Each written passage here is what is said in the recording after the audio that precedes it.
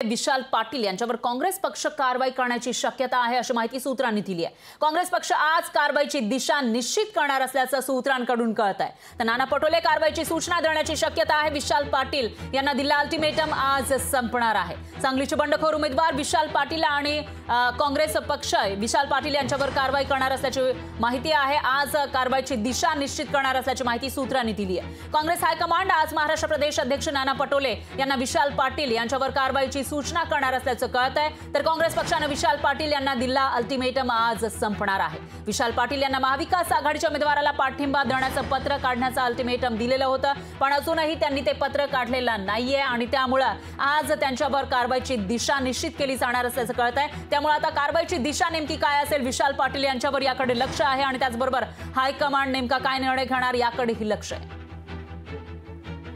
आणि या विषयात माहितीसाठी आपले प्रतिनिधी विनोद राठोड हे आपल्यासोबत फोन लाईनवर जोडले गेले आहेत। विनोद, काय सांगाल, काँग्रेसचे बंडखोर नेते विशाल पाटील यांच्यावर आजच कारवाईची दिशा निश्चित केली जाणार असल्याचं कळत आहे, नेमके काय अपडेट्स आहेत याविषयी?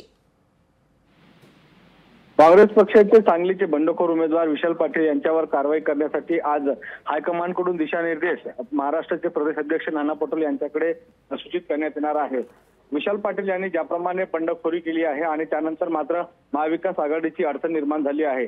उद्धव बाळासाहेब ठाकरे यांचे शिवसेनेचे चंद्रहार पाटील यांना कुठल्याही प्रकारचं अजूनही पाठिंबा पत्र विशाल पाटील यांच्याकडून देण्यात आलं नाही। त्यामुळे कुठे ना कुठे काँग्रेस पक्ष आता कारवाईच्या दिशेने काम करत असल्याचंही बोललं जात आहे।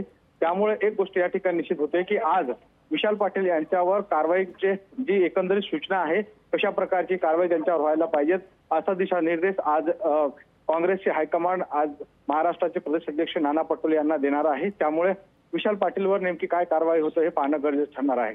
निश्चितच विनोद, धन्यवाद तुम्ही दिलेल्या या सविस्तर माहितीसाठी। याविषयीचे अपडेट आपण तुमच्याकडून घेत राहूया। लोकशाही मराठी ऐका, पहा, जागरूक रहा।